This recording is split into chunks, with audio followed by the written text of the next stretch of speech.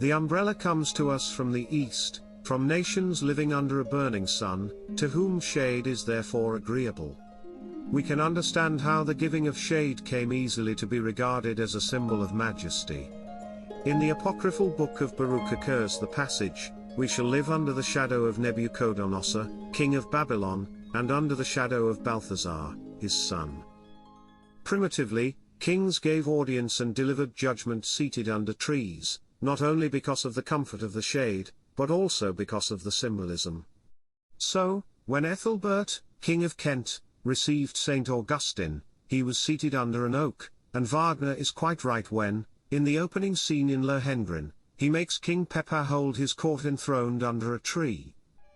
But when sovereigns took to receiving suitors and dispensing justice indoors, they transferred with them to within the symbol of the tree. Philachus, in describing the luxury of Alexander, says that the Persian kings gave audience under plane trees or vines made of gold and hung with emeralds, but that the magnificence of the throne of Alexander surpassed even this. From the east, the idea or fashion was transplanted to Byzantium, and the emperors there had similar trees erected above their thrones overshadowing them. William of Rubruckes describes a great silver tree in the palace of the Khan of the Tartars, in 1253, of which leaves and fruit, as well as branches, were of silver.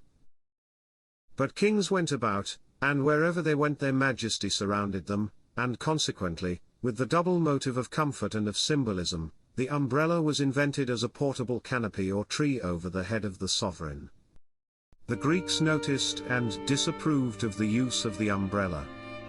Xenophon says that the Persians were so effeminate that they could not content themselves in summer with the shade afforded by trees and rocks, but that they employed portable contrivances for producing artificial shade. But when he says this, he most certainly refers to the kings, for they alone had the right to use umbrellas. On Assyrian and Persepolitan reliefs we have an eunuch behind the sovereign holding an umbrella over him when walking, or when riding in his chariot, or when seated. On a bas-relief of Ossobonapol, however, the king is figured reclining under an overshadowing vine, which is probably artificial. Monsieur de la Loubière, envoy extraordinary from the French king in 1687 and 1688 to the king of Siam, says in his narrative that the use of the umbrella was granted by the sovereign to certain highly honored subjects. An umbrella with several rings of very wide expansion was the prerogative of the king alone, but to certain nobles was granted by princely condescension the right to have their heads and faces screened from the sun by smaller shades. The Mahtar princes had the title of Lords of the Umbrella. The chatter of these princes is large and heavy, and requires a special attendant to hold it, in whose custody this symbol of sovereignty reposes.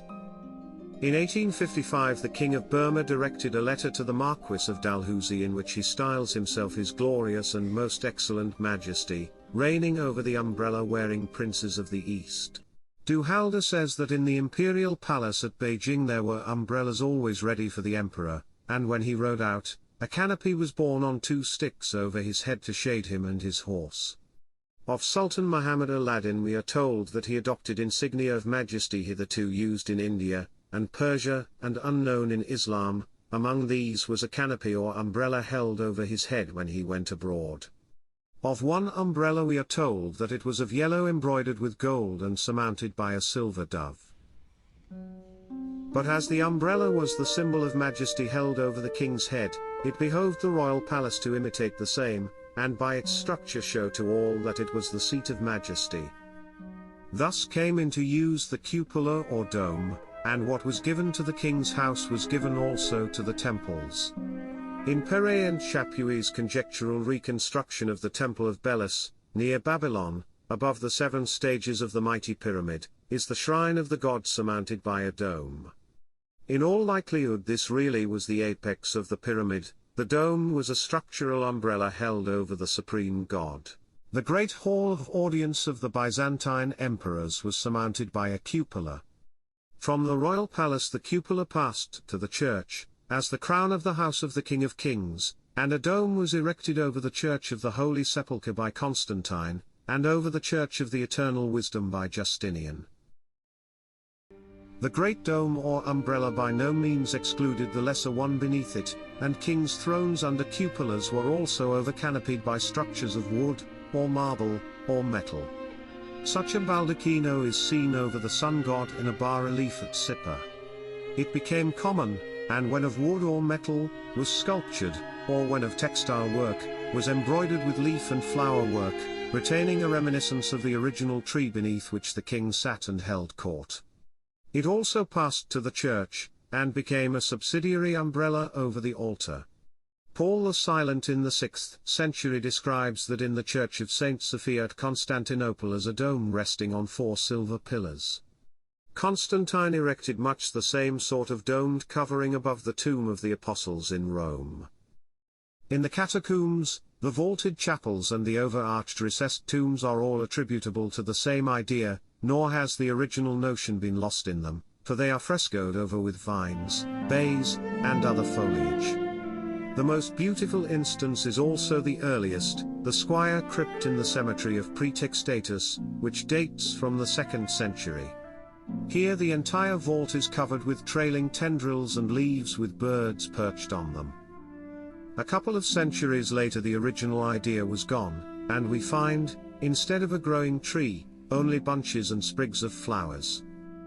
The umbrellas that pass in the rain under the shadow of the mighty dome of St. Paul's are its poor relations, and the old woman sits and vends carrots under what was once the prerogative of the sovereign.